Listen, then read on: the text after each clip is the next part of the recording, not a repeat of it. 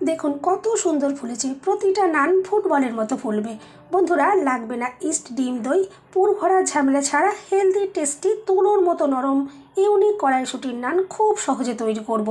খেতে অসাধারণ লাগে, আর এতটাই নরম এভাবে মুঠোয় নিয়ে নিলেও ভেঙে যাবে না বা ছিঁড়ে যাবে না। সম্পূর্ণ ভিডিওটা দেখতে থাকুন, আশা করছি ভালো লাগবে। রেসিপিটা ভালো লাগলে লাইক, শেয়ার, কমেন্ট ও সাবস্ক্রাইব করে পাশে থাকবেন। দেখে নেওয়া যাক আজকের রেসিপি।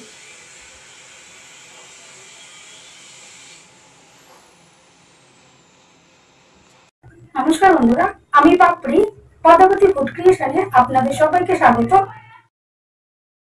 কড়াইশুঁটির নান তৈরি করার জন্য দেখুন, প্রথমেই আমি এখানে নিয়েছি 1 বাটি মতো কড়াইশুঁটি।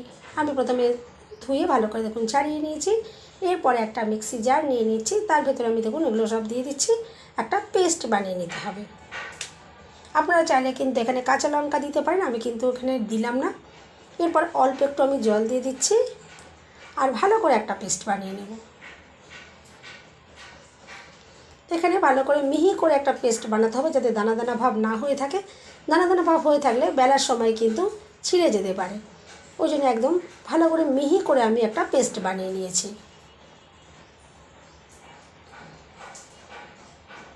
এরপর আমি দেখুন নিয়েছি 300 গ্রাম মতো ময়দা, দিয়ে দিচ্ছি স্বাদ মতো নুন, দিয়ে দিচ্ছি 1 চামচ চিনি,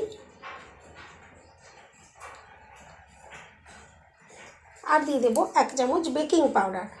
আপনারা চাইলে কিন্তু এখানে 100 গ্রাম মতো টক দই দিতে পারেন, তাহলে কিন্তু পরোটাটা আরও বেশি খেতে ভালো লাগবে। এর আগে আমি অনেকবার টক দই দিয়ে পরোটা রেসিপি শেয়ার করেছি আপনাদের সাথে। এবারে আমি টক দই ছাড়াই তৈরি করব। এরপর দেখুন শুকনো উপকরণগুলো আমি খুব ভালো করে মিশিয়ে নিলাম।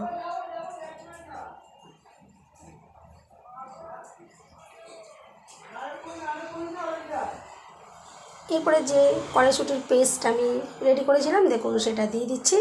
বন্ধুরা, আপনারা যারা হিং পছন্দ করেন এখানে কিন্তু 1/2 চামচ মতো হিং দিতে পারেন, তাতেও কিন্তু অনেকটাই খেতে ভালো লাগে।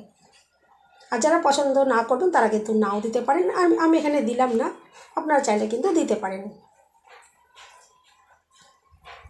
এরপরে আমি ময়দার সাথে খুব ভালো করে প্রথমে মিশিয়ে নেব। প্রথমে আমি জল দিয়ে মাখবো না, প্রথমে আমি এই কড়াইশুঁটির পেস্ট দিয়ে খুব ভালো করে মেখে নেব।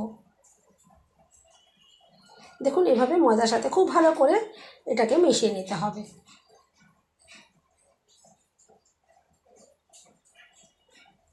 আর বন্ধুরা, আমি এখানে কিন্তু কোনো তেল, ঘি, বাটারের ময়ান দিলাম না, আপনারা চাইলে কিন্তু দিতে পারেন। দেখুন খুব ভালো করে আমি মিশিয়ে নিলাম। এরপরে আমি হালকা গরম জল নিয়েছি, হালকা গরম জল দিয়ে কিন্তু মেখে নিতে হবে, তবেই কিন্তু নানগুলো নরম তুলতুলে তৈরি হবে। দেখুন আমি এখানে সফট করে একটা ডো রেডি করে নিয়েছি। মাখা যত সুন্দর হবে নানগুলো কিন্তু ততটাই সুন্দর তৈরি হবে। আমি 7-8 মিনিট সময় নিয়ে খুব ভালো করে এটা মেখে নিয়েছি। এরপর দেখুন বড় বড় করে একটু লেচিগুলো তৈরি করছি। নান একটু মোটা মোটা হলে খেতে বেশি ভালো লাগে। আর এরপর দেখুন একটু গুঁড়ো ময়দা ছড়িয়ে আমি বেলে নিচ্ছি। প্রথমে এরকম একটু ছোট সাইজের আমি বেলে নিয়েছি। এরপর উপর থেকে দেখুন একটু জল দিয়ে দিচ্ছি। এরপর আমি এখানে একটু গ্রেট করা গাজর দিয়ে দিচ্ছি, আর দিয়ে দেবো একটু ধনে পাতার কুচি। এতে যেমন দেখতেও সুন্দর লাগবে, খেতে কিন্তু খুবই সুন্দর লাগবে। আর দেখুন কতটা সুন্দর কালারফুল দেখতে লাগছে। এরপর একটু হাত দিয়ে আমি ভালো করে একটু চেপে চেপে দিচ্ছি এগুলো। আর এরপরে আমি বেলে পরোটা বড় করে নিচ্ছি। আর দেখুন সুন্দরভাবে এগুলো আটকে যাবে, এগুলো কিন্তু ভাজার সময় একদমই খুলে যাবে না। বন্ধুরা, রেসিপিটা ভালো লাগলে একটা লাইক দিতে কিন্তু একদম ভুলবেন না। চ্যানেলটা সাবস্ক্রাইব করে আমার পাশে থাকার অনুরোধ রইল। বেল বাটন ক্লিক করে রাখবেন, আমি যখনই নতুন ভিডিও আপলোড করব সঙ্গে সঙ্গে নোটিফিকেশান সবার আগে আপনি পেয়ে যাবেন। দেখুন আমি বেলে নিয়েছি। এরপরে একটা ফ্রাই প্যান হাই ফ্লেমে আমি খুব ভালো করে গরম করে নিয়েছি। প্রথমে খুব ভালো করে গরম করে নিতে হবে। তারপর দেখুন একটা পরোটা আমি দিয়ে দিয়েছি, আর দেখুন ওপর থেকে চাপা দিয়ে গ্যাসের ফ্লেম একদম লোতে রেখে আমি 3-4 বার উল্টে পাল্টে এটাকে দেখুন এভাবে সেঁকে নিয়েছি। আমি সেটা আর দেখালাম না। 30-40 সেকেন্ড অন্তর অন্তর 3-4 বার এভাবে আমি উল্টে পাল্টে দেখুন ভালো করে ভেজে নেব। আর এরপরে গ্যাসের ফ্লেম আমি মিডিয়ামে করে দিয়েছি। এরপরে মিডিয়াম ফ্লেমে ভালো করে ভেজে নিতে হবে। দেখুন আর খুন্তি দিয়ে এভাবে চেপে ধরলে কত সুন্দরভাবে দেখুন ফুলে উঠছে। নান পরোটা ভাজার সময় কিন্তু প্রথমে লো ফ্লেম আর পরে কিন্তু এরকম মিডিয়াম ফ্লেমেই ভাজতে হবে, তবেই কিন্তু ভেতর থেকে আর বাইরে থেকে সুন্দরভাবে ভাজা হবে। হাই ফ্লেমে কিন্তু কখনোই ভাজবেন না, তাহলে কিন্তু ওপরে কালার চলে আসবে, ভেতর থেকে কিন্তু কাঁচা থেকে যাবে, আর কাঁচা থাকলে নান কিন্তু একদমই খেতে ভালো লাগবে না। দেখুন এভাবে আমি উল্টে পাল্টে খুব ভালো করে সেঁকে নিচ্ছি।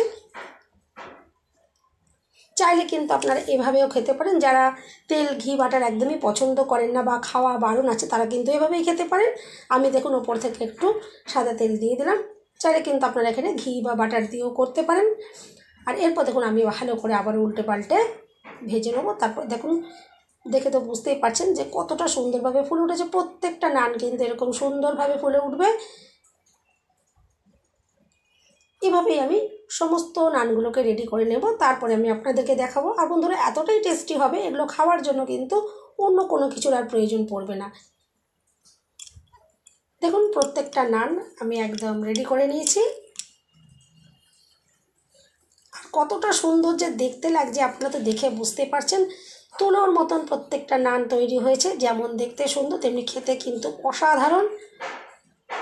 আর প্রত্যেকটা নান একদম তুলোর মতো নরম হবে। দেখুন কতটা সুন্দর নরম হয়েছে। আমি হাতের মুঠোর মধ্যে নিয়ে নিচ্ছি, দেখুন ভেঙেও যাচ্ছে না, ছিঁড়েও যাচ্ছে না। আপনারা দেখুন একটু লক্ষ্য করলেই বুঝতে পারবেন, দেখুন কোনো জায়গা কিন্তু ভেঙে যাচ্ছে না, এতটাই সফট তৈরি হবে।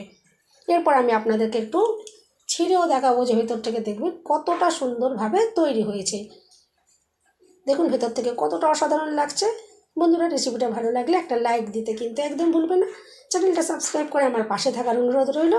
সবাই সুস্থ থাকবেন, ভালো থাকবেন, দেখা হবে নেক্সট ভিডিওতে। ভিডিওটা শেষ পর্যন্ত দেখার জন্য সবাইকে রইল অসংখ্য অসংখ্য ধন্যবাদ।